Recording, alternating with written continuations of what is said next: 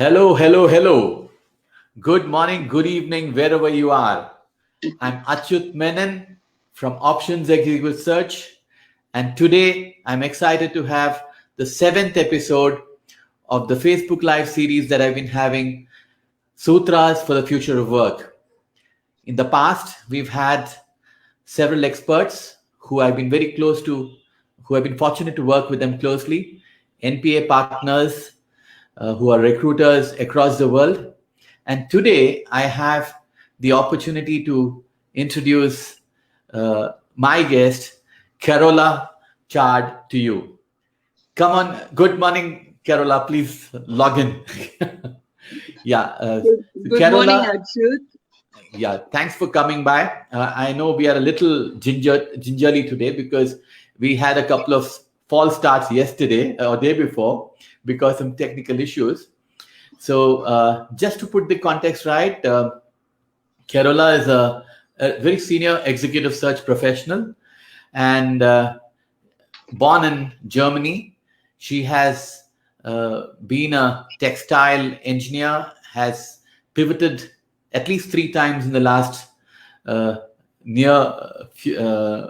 recent things. I mean, she was a manufacturing professional, then moved into a consulting role. Yeah, I'll try and get her on board and she can tell her story. Okay.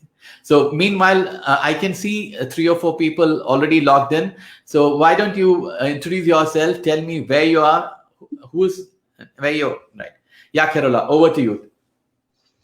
Good morning, Achyut. I'm very happy that we finally online and have power and lights and everything that we need. Yes, I'm based in Hong Kong. I've been living here for 30 plus years, so this is my home. Right. Originally, I'm from Germany, as we already talked about in the last attempt to broadcast. So anything you want to know beyond that, I'm happy to share with you about my work, my career path, my background, and happy to answer questions from the audience today. Sure. I'm glad to tell you that Madhujit Singh from Hyderabad has come. Madhujit is a close pal of Parvati. I'm sure you would have bumped into her. She was one of the speakers at our conferences last year. And she did a workshop for us. So Madhujit says hi. Yes. Yeah, Madhujit says hi. So I'm really glad, Madhujit, you've joined because this is cutting into our exercise time. And she's a fitness freak. Okay. So So what I wanted to know, Carola, is you've had a very unique career. Okay, because to me, I didn't want to sound gender specific, but textile engineering typically is a bastion of male engineers. Okay, that's the general feeling all across the world. So you kind of began in a career in textile engineering in Germany. What made you move from Germany to Asia? And then I can see that. So every time, I think you worked in Indonesia, Philippines, Korea before eventually moving to Hong Kong. So there is a lot of learning for a lot of professionals like us, who want to make the best of their opportunities. So just want you to run through what made you who you are and why you do what you do. Well, AK, I think the primary driver in the move to Asia was the career opportunity with the company. I was the youngest graduate from my university. So when I became assistant factory manager in Germany, I was also one of the youngest in the company. So moving to Asia gave me a scope of responsibilities that I would have had to wait for a much longer time if I had stayed in Germany. Also, I was curious. I wanted to travel. I wanted to see the world. So this was a great opportunity for me. And I would say that it has shaped me as a person and my career path very significantly. Sure. So, for most of us who get into a job, it's one thing trying to get to know the skills and the people and adjusting. But, each time you've reinvented yourself. So how has it been different, going into a new country, a new organization, new set of people, and trying to fit in to be, in a position to influence. Okay, it would be wonderful to learn your journey. I think the journey was really, a little bit of pain, a lot of tears sometimes, and every step of the way, I learned something new. And most of all, I learned to respect the people I work with and earn their respect. So I must say that wherever I lived, I was made very welcome.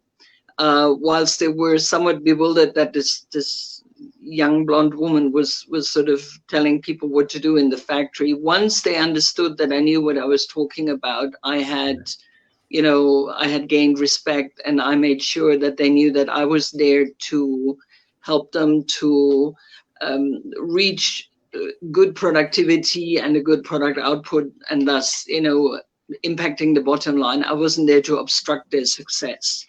So I think what I learned was teamwork and to partner with the people that I worked with, which wasn't sort of my first nature really, because if you come from engineering, you're used to say, this is how it is, and, just live with it. So different countries, different personalities, but every single one was a great learning experience for me. Fantastic, Carola. It's really, inspiring to know that. Okay. I mean, I just wanted to interrupt you here. We have yet another friend of mine, Colin Horner. He's logging in from Johannesburg. I'm sure it's just about 5 a.m. there. Okay. Colin, thank you for hopping by. Colin is a digital doodler by profession. He kind of a very senior creative person. I wouldn't be surprised if he would, kind of do a drawing by the end of this event also, to try and summarize some of our conversation. So thanks, Colin, for hopping in. Yeah, so Carola, so if you can just let us know about the, if you were to look at what kind of transformations you had to do. Colin reminds me it's 4 a.m. in Johannesburg, not 5. Thanks for getting up so early. Colin, have you slept last night, or have you got up too early today morning? Okay. Yeah. So if you were to kind of look back, because culturally Indonesia, Philippines, and Korea are totally different. Okay. And so what were the changes you had to make in your own way to work? Because I'm sure you would have, when you went there, you were already a manager, and it was not just about doing your work, but getting done a lot of things to other people. For how to motivate the workforce and how to motivate the management team, yes, it was somewhat different, but we're all people, and therefore the drivers are very similar. But I had to learn to adjust to the local pace a little bit, and give clear direction, clear instructions. And so I had to learn not to expect people can read my mind as of what I want them to do next. So it has been fun. It has been interesting. I think what really helps in new countries, new situations is you have to stay curious, you have to stay interested, and most of all, you have to keep a good sense of humor, so that you don't take yourself too seriously in everything that you attempt to do. Hey, are there any anecdotes you can tell? I mean, I can really understand, because you always had a very funny bone kind of a thing. You seem to take out find humor in most of the serious situations also. Okay, so if you can just let us know how it's helped you in your work, just to kind of let us know the flavor. Gosh, there's so many. I could write you a book about it. But there was one situation. So we had worked for months and months and months to make sure that every seam was straight and there was no crumpling and anything. And then fashion changed, and crumpled seams became fashionable. Okay. So we were sitting with the buyer in my office and waiting for the sample room manager to come back with a prototype. And He wouldn't come back. He wouldn't come back. And finally, I went there and I said, "What's going on? Is there a problem?" He said, "Man, I've tried for this long now to get these crumples out of the seams, and I just can't iron it properly. So I'm so sorry." So that was one. Sort of, cute situation. So yeah, but again, we had a good laugh about it, and he when we explained again that was the new fashion, he said, "Oh, but that's really strange because we're trying so hard to make it look good, and now we have to try so hard to make it look bad." But I mean, by and large, like I said, it's been a great fun experience. Sure. We are now joined by Tim Sohn. Tim Sohn is from Pennsylvania, and he's my guru, the person who allowed me to go out of my comfort zone and make these videos possible. About a month back, I was so scared of talking to a camera, but now I'm like Colin says, it's wonderful to talk to such exciting people. So so Tim Sohn says, "Hey, hi Achut, watching from Pennsylvania at 10 p.m. You always have great guests." Oh, thank you. It's people like Carola who make it possible for me. Okay, and I also have Aditi from Thailand who's logged in. Aditi is a recruiter, and she helps me unearth people who are passive candidates, especially in IT, and so she's also up here. So good. I'm glad we are having people who can benefit from your experience. So tell us something about your career moves, because see, if I were to look back, say 20 years back, okay, you moved to Asia, you became a senior person in the textile industry, you're probably general manager of a plant, okay, and an expat life, a great job, okay. Most people, would they give the right arm to be in your place, and then you chuck up all that and go to an executive search firm. So weren't people, weren't friends there who kind of were telling you, asking you the right question or not? What made you do what you did? Okay, well, first of all, I think most of my friends and colleagues thought I was quite mad to give up the business in garment sourcing, because by then I was the regional director for one of the buying offices, and it was a huge career step, motivated by my desire to be a little bit more stationary in terms of travel, because I would travel 80% of the time. And so the desire to buy theater tickets and actually be in town to see the show and not be on a plane to somewhere was very attractive at the time. Also, I had realized that in the apparel industry, there were very few specialist recruiters. I had interviewed with some executive search firms in my career path, and I realized that many of them really did not understand the industry. They had a checklist that they had to tick interviewing, but really didn't add much value to the process because they didn't understand the industry.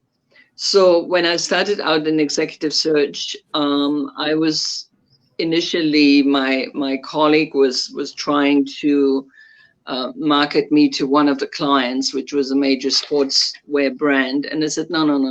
I want to do what you do. I don't want to be, in sourcing anymore. I don't want to be in manufacturing anymore. I feel like I want to evolve in my career path.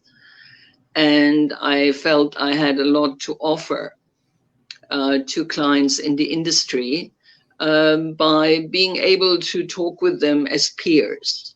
Absolutely. I wasn't just taking a job order at face value. I would ask questions and we would discuss, and I could enhance the search process by really pre-qualifying the people, not just from their technical ability, but also from their fit within the organization and the structure. So that's how I started, and then it moved from apparel to household goods, electronics, consumer items, basically anything that requires some kind of manufacturing, design, and production process. Fantastic. Yeah. And so it's not just the understanding of the business, but having worked on the other side of the table, you understood the pulse of the employee too. So I guess in terms of the value that you brought in, it is phenomenal. You knew the shop floor, you knew what made people tick in a manufacturing organization, you knew the business in terms of engineering, and you, like you earlier alluded to, the changing fashions from time. So you knew the business very well. You had interactions with stakeholders of the organization, and now on the other side, you also know the demand kind of a thing. So it's amazing. Okay, so what would you? So you had one shift on both sides of the table.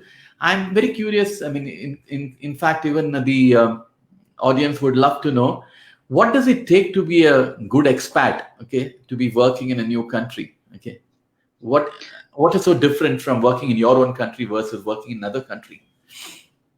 Well, first of all, I'm hesitant to use the word expat, because expat to me has connotations of being in a us and them scenario.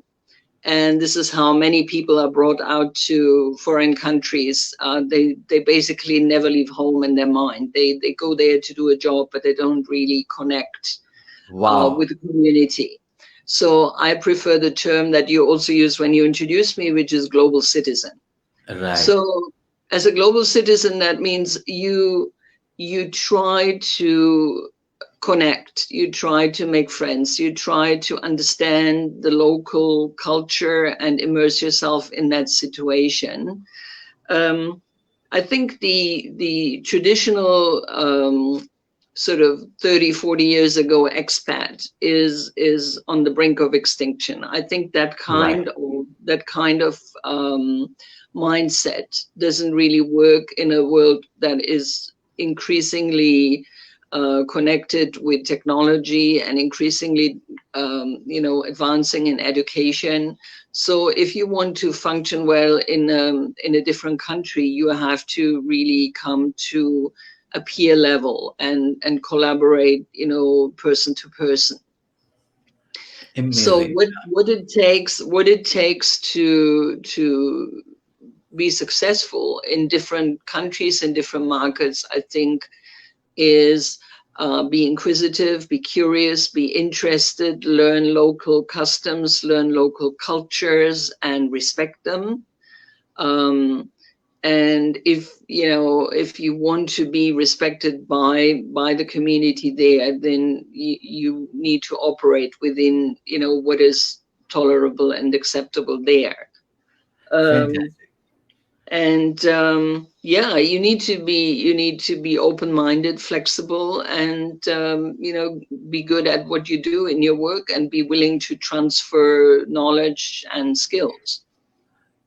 Fantastic. Yeah, and I think what you said is right also. But 30, 40 years back, most multinational companies tended to do that. Okay, they used to second employees to a new country for a period of 2 to 3 years, and then would bring them back and then send them to another country.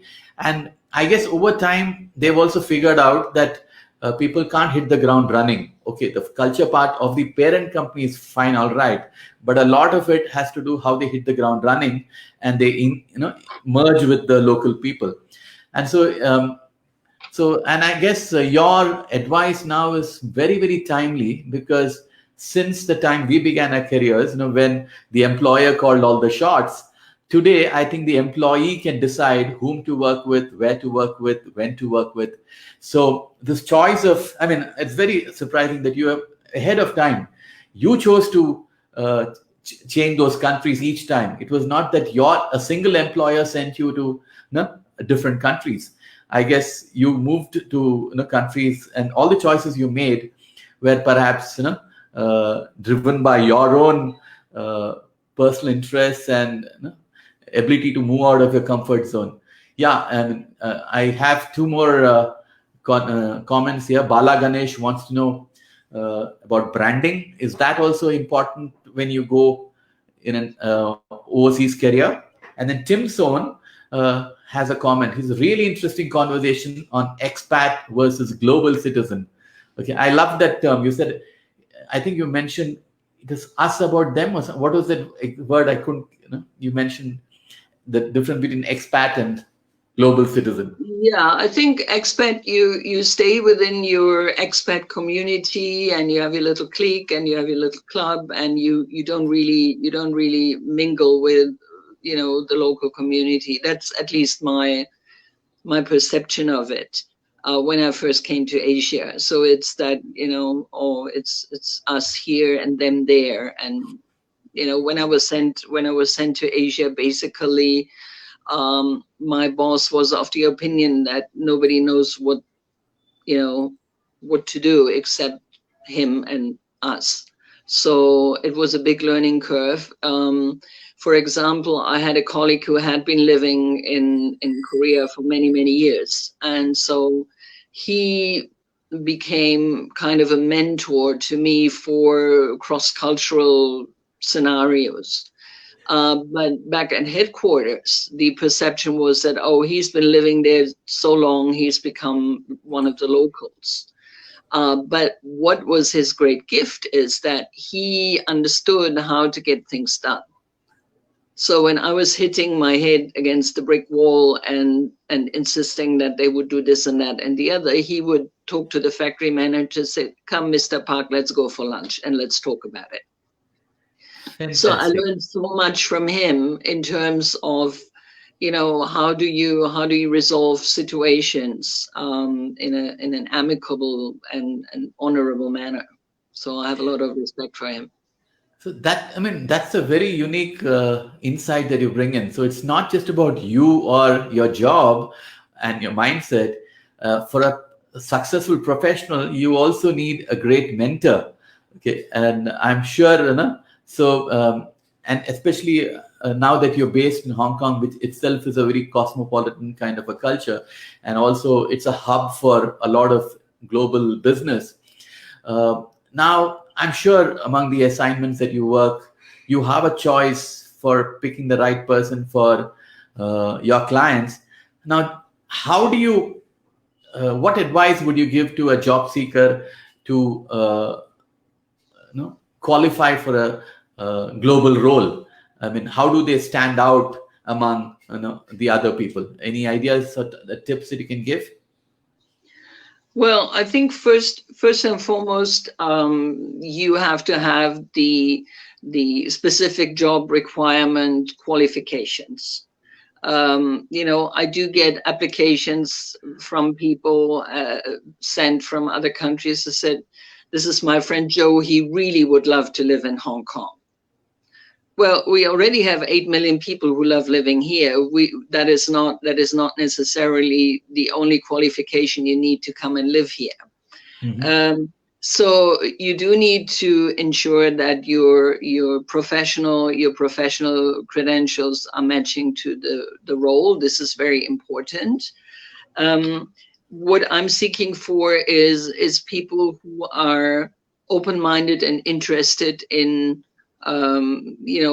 learning, really, because the skills required on the job are ever changing. And especially in this world, I mean, whilst I've been running factories in my career, nowadays, if I enter a factory floor, I would be, very cautious to touch any switches because, things have changed so much. Yeah, I can imagine. Right? And they keep changing. For someone who wants to take a career outside their own country, they have to understand that there may be hardship. Right. There may be, some things that they can't find in that country, food-wise or culture-wise. And what we also need to consider is the entire family, because when you're moving a candidate, you're not moving just one person, you're moving their family and their family history. Exactly. And so I see my role also to be an advisor to the candidate to say that, okay, if you want to go to this country and you have 2 young children, be aware there is no international school in this particular location. So it may be difficult for the family, or you may have to consider that, you know, your wife and your kids may have to stay in your own country. Or, you know, we find a solution where we say, yes, this is a good place for you, and it is definitely a better opportunity than what you currently have, and then we move forward. So I feel responsible not just for the client and to deliver the right person to their doorstep, but also to the candidate, because if they go somewhere and they find out it's not as promised and it's not like they expected, then they will be unhappy and they may not stay. So I think managing expectations and managing expectations realistically is a very important part. And I would advise anyone who is offered an opportunity to work in a different country to at least negotiate a trip there and stay for a week or 2 to explore before they sign a contract. Very good insights. In fact, that's true, Carola, because I've been specializing in bringing back Indians from America and other countries. And I recall going back way back in 2000, 2001, I had visited. And like you rightly said, it's not just the job seeker who's looking for a change. Okay. But when they have to move with family, it's also about how well the spouse and the kids also fit into the whole thing. And, you know, I mean, when I even talking to Indians in America, it's just that most of these Indians went to the West for their masters and stayed back there, then become green cards citizens in America. So actually, they even when I had met them, it was over 10, 15 years that they've been away from India, apart from a holiday to India or coming for personal trips and all that. So we needed to give them a lot of information. So most often the discussion was not just with the candidate, but also with his family, to tell them, hey, how has India changed over the last 15 years? What all has happened? Okay, and and then kind of give a picture, because like you said, it's not just about the professional, but also his ecosystem. So in fact, wonderful insights about the trip, making the trip and considering it in a holistic manner. And I can really see the value that you bring in, Carola. I can see now quite a few people hopping in. So hi, everybody. Just wanted to let you know I'm Achut Menon, having a conversation with Carola Chard, who is a global citizen. Just to let you know, she's a German by birth, but had worked in Indonesia, Philippines, Korea, and now settled down in Hong Kong. She works in senior management hiring, helping clients find the right kind of people. And I can see that with the kind of insights that she shared, we've all learned. So please do comment if you have any specific queries or any concerns that we would like Carola to join. I just realized that it's been 28 minutes that we started speaking to. Okay, so we might have to start wrapping up in the next 10 minutes. So please do put your comments. Yeah, I see 2 or 3 comments here. Bala Ganesh, I think you'll have to be a little more specific about what you would like to know, because you just mentioned branding with a question mark. And then, so if you can kind of type a full sentence, what exactly would you want to know about branding? I'm sure I can have the question addressed to Carola. We also have Sneh Kulkarni, who has a point that mentoring on cross-culture and mental health is a must now as we enter into era of remote work. What do you think of it? So in addition to your global citizen part, because of these cross-cultural things, with the kind of work-life balance we're looking at. So what is your thoughts on mentoring on cross-culture and mental health? I think it's crucial. For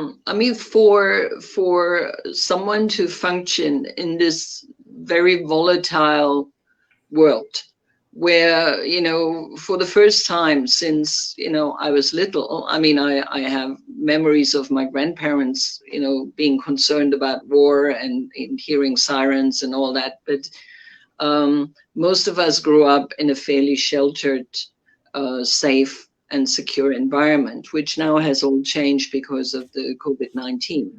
Right. So I think, especially for people working from home and people working in sort of a gig economy where, you know, job stability is no longer guaranteed, it is important to find an anchor point where you can come back to yourself. Now, for some, that may be just a walk in the forest or sitting by the sea and looking out on the water. Some people meditate, some people go to church, some people go to temple. I happen to practice Buddhism, so I chant twice a day. And really, what it does is it helps to keep equilibrium of the mind and to really, you know, recharge ourselves every day to go back to our desk with a clear mind. I think this is more important than it's ever been. And I think for people working from home now and having a slightly different sort of rhythm between their daily life and their work, and you know, they have to juggle with the children being there, and you know, I happen to have cats, so they keep walking through. They're not graced us with their presence today, so we keep it professional. But the mental health part is really, really vital, because it is very easy to feel out of control and feeling, you know, having no influence over what's going on around us. And really, what attracted me to this philosophy is that it is very empowering, that it says you have the power to change your immediate environment. And when that changes, things around you will also change. So I really do encourage people to, you know, look beyond the, you know, rat race and making money, and looking at finding something that gives them peace of mind, whatever that may be. Amazing, and very, very words of wisdom kind of thing, especially in today's time, and the pandemic has given us all of the time to think and reflect. And yeah, very, very timely advice, Carola. I would now like to shift a little and want to get your insights on the role that you play in NPA. Friends, NPA is a worldwide recruitment network which has been around for over 70 years now. We have over 500 partners across 61 countries. And I'm glad to tell you, however humble that Carola has been, she plays a very important role. She's a director for Asia and looking after, you know, a whole lot of, and I think you couldn't have found a better person who brings in so many different cross-cultural perspectives. So, Carola, if you can just let us know about your experience as a director of Asia and NPA, and what's your, how do you make people collaborate? Okay. I wish I knew. AK, the NPA partnership has been something that I really, really treasure. And I mean, I met you through NPA, and I'm very grateful. I have so many wonderful friends in India and in other countries. So I was the area leader for Hong Kong. And we organized a regional conference here last year in the wake of, you know, what was happening here with protests and stuff. It was a little challenging to encourage people to come to Hong Kong.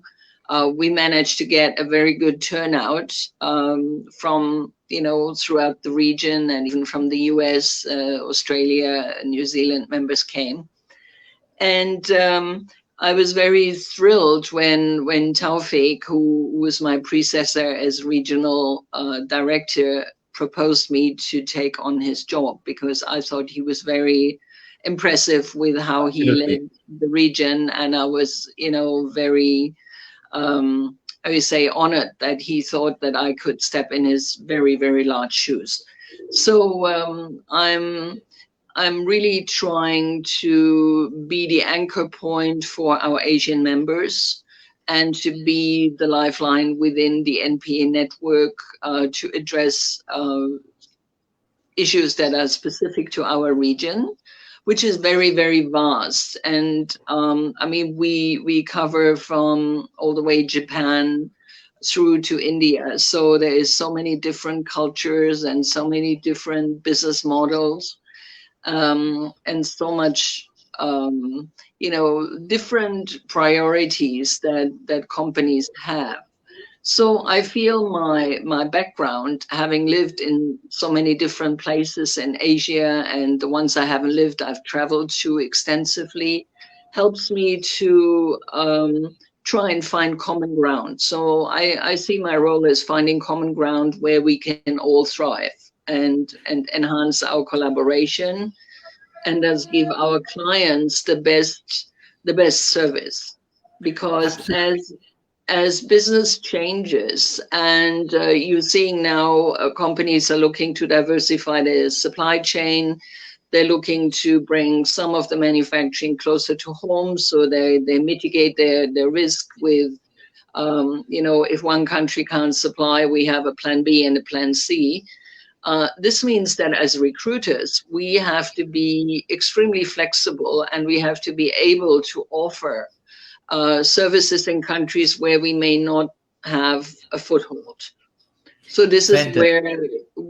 where the trust in the NPA partners come in, where I say, well, I'm not there, but Achud is in Hyderabad and Pravati is in Hyderabad. If you need anything done there, I have reliable partners there that can work with you. Fantastic. And in fact, I think one of the success, you must mention the success stories of the business which has happened in the pandemic, because across the world, hiring had kind of stopped, and some of us were specialists who kind of got stuck looking at the dark tunnel ahead of us. If you can share about the opportunity which Dietrich and our partner had in Singapore, Edwin, it'll probably give us the audience a little understanding of how these worldwide collaborations work. Well, I've also experienced this. So I mean, Dietrich is a very good example with Edwin in Singapore, where they did a joint project for a senior management role in hospitality, when everybody around the world was saying, oh well, hospitality has flatlined, there's no jobs, there's no business, right? So because of their collaboration, they managed to place a very senior candidate, and I'm very, very happy that they were able to accomplish that. And similarly, I've had experiences with NPA partners. I've done years ago, I've done a project in North America for a large Hong Kong-based logistics company and freight forwarding company who wanted to open up offices in different locations. Like they needed someone in Canada, they needed someone in Texas, they needed someone in Miami, they needed someone in Mexico. And initially I thought, I can do this all by myself. And I was, working the night shift and trying to make calls and making connections. And finally I connected with one of the partners there. His name is Tom Furnival. Right. And he collaborated very closely, sort of hand in glove with me, to identify candidates. And we did several placements. Fantastic. And that is the spirit of NPA. So without the partner, it would have taken me twice as long, to fill half the position. So it's a great concept, and it's a platform where we can really operate openly and share openly, and not fear that someone's running off with a candidate or running off with a client. So it's a good amazing. Yeah. Sure, it's almost, and especially in recruitment, we have this worry that we are probably handing over a family jewelry, because all our relationships are about something which you've built over years. So when you allow somebody else to come in, it's almost having like handing over the family jewelry.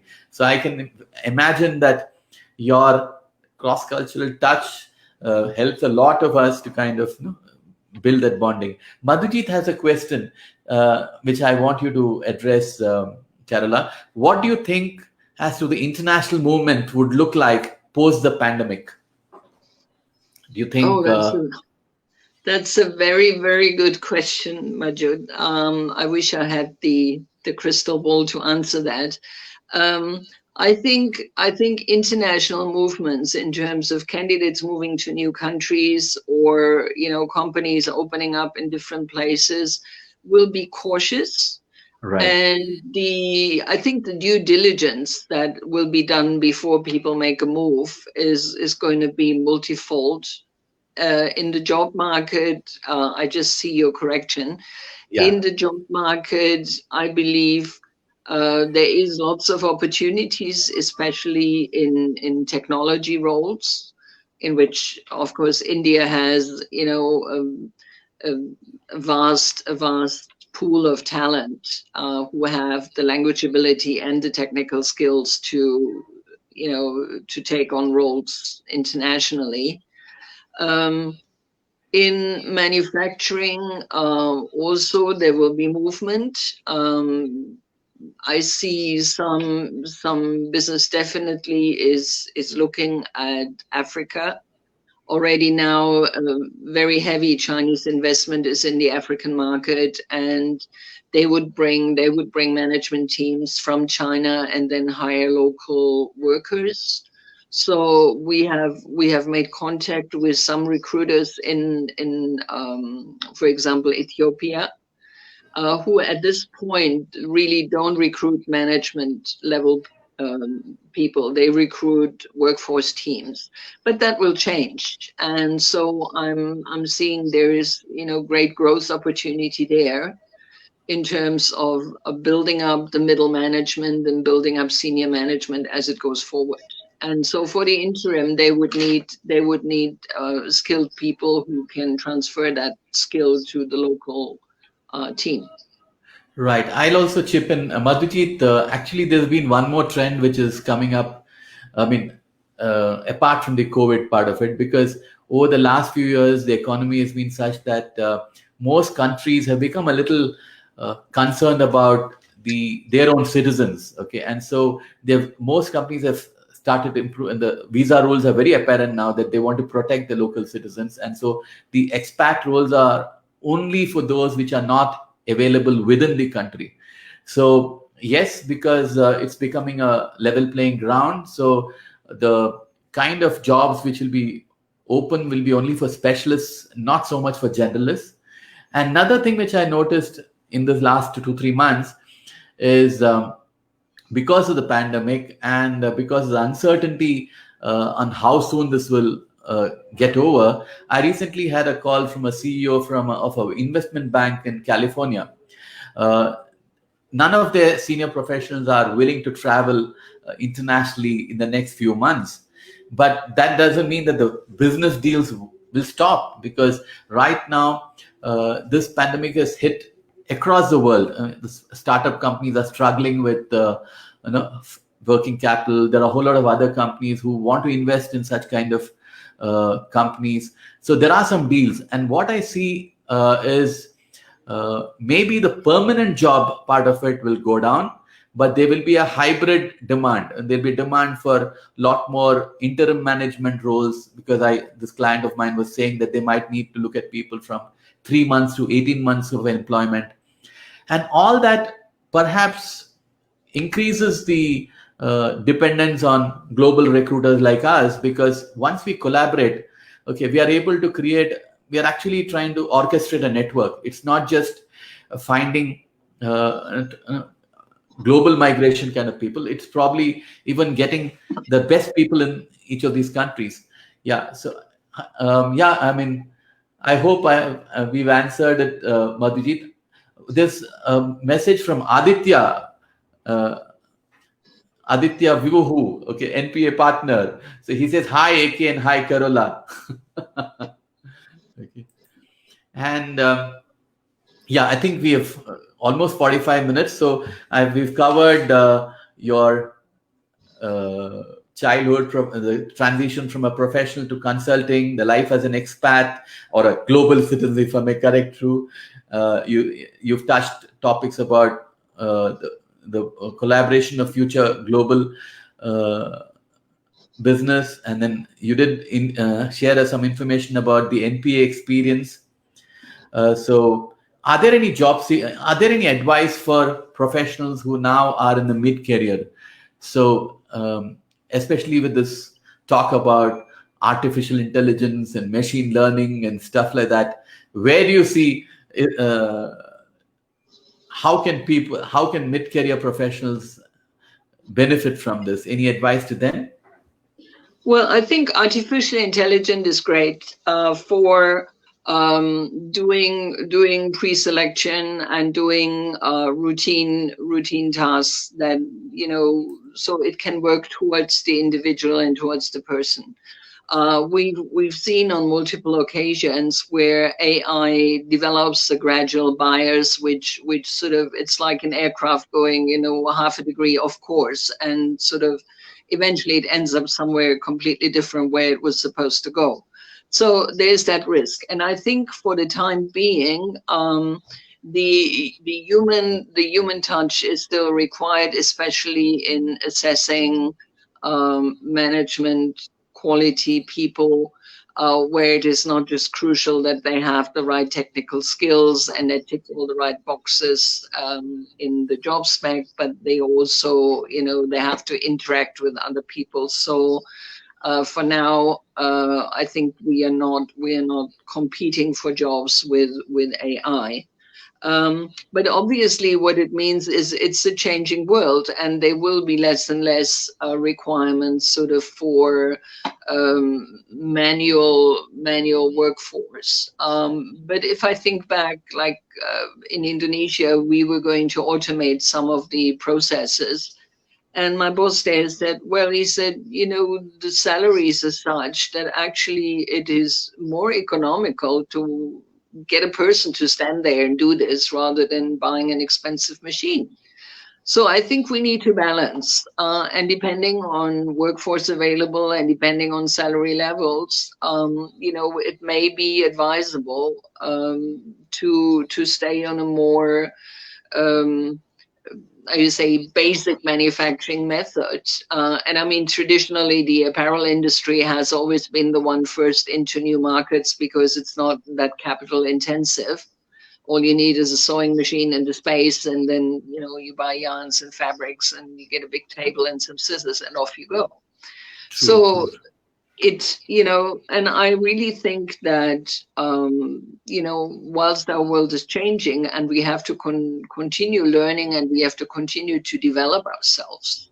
I mean, who would have thought, even 2-3 years ago that you and I would have, a live broadcast, organized by you? I mean, why 2-3 weeks back? Absolutely. You know what? Trust Colin Horner. He's actually put together a doodle. Unfortunately, you can't click it on online.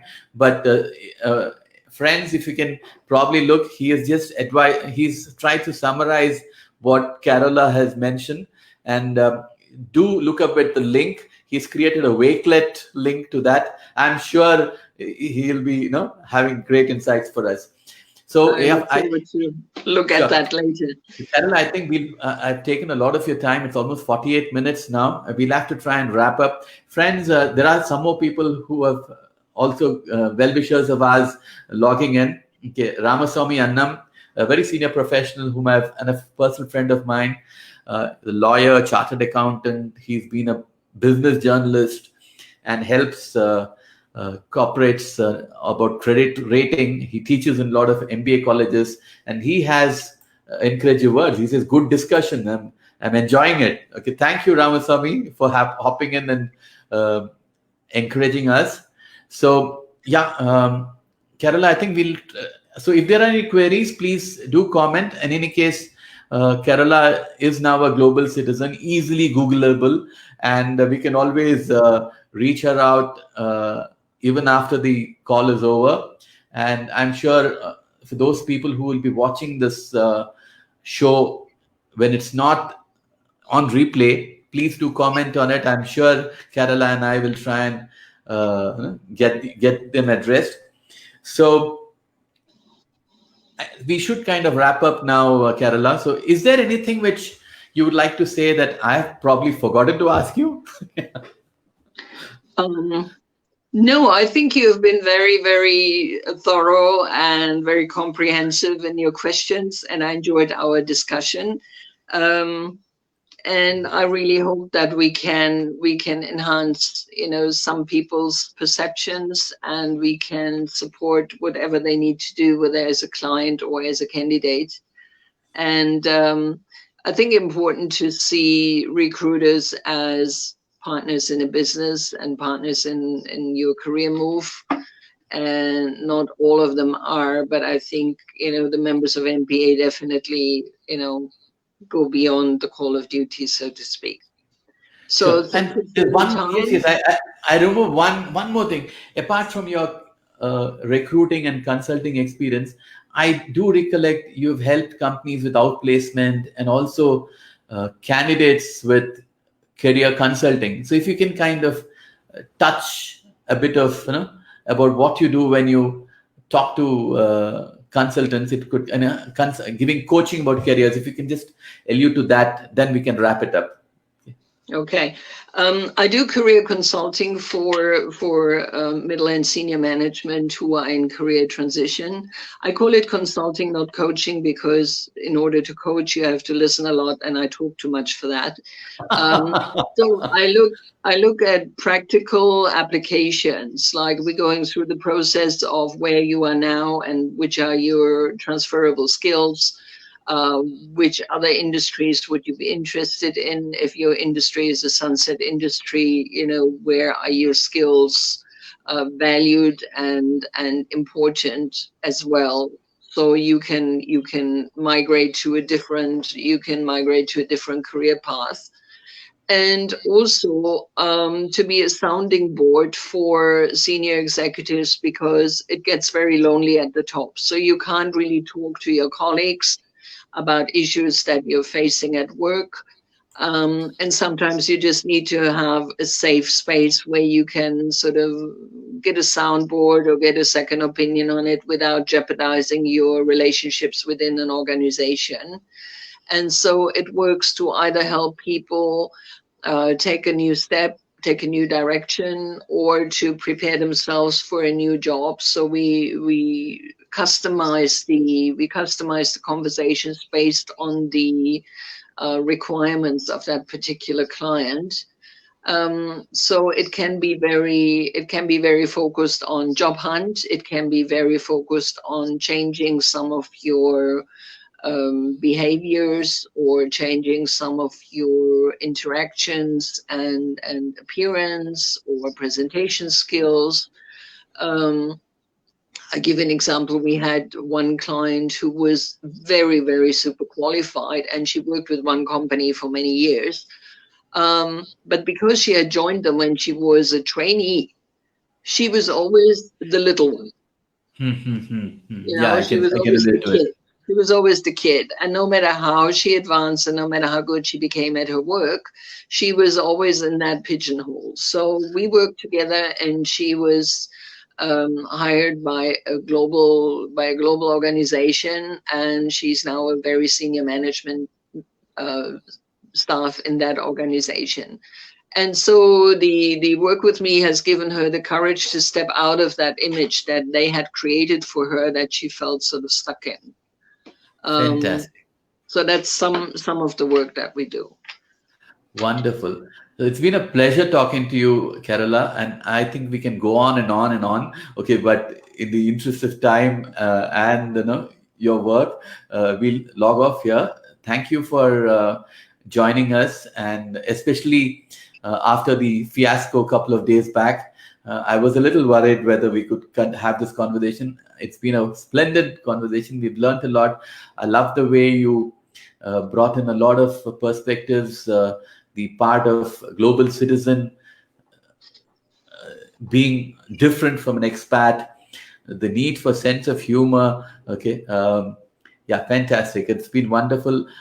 Thanks for coming by. I'm sure, and those of you who have been taken time to follow us, very grateful to you. So we'll stay in touch. So I log off right now. We'll be having this conversation again next week with couple of. I mean, next week I have a friend of mine, Kavi Arasu, who will be talking about how to make remote work. Okay. Following which, we have a friend from Latvia who is into helping people public speak, because today it's become a global. Because of the digital transformation, it's not just enough for you to be good at what you do, but it also needs how can you do it online. Okay, so we're going to have some tips from a Latvian friend of mine who will join me later this month. So looking forward to the future of work. And thanks, Carola, for giving us the sutras for the future of work. So we log off right now. Thank you very much. Thank you, AK. It was a pleasure. Bye.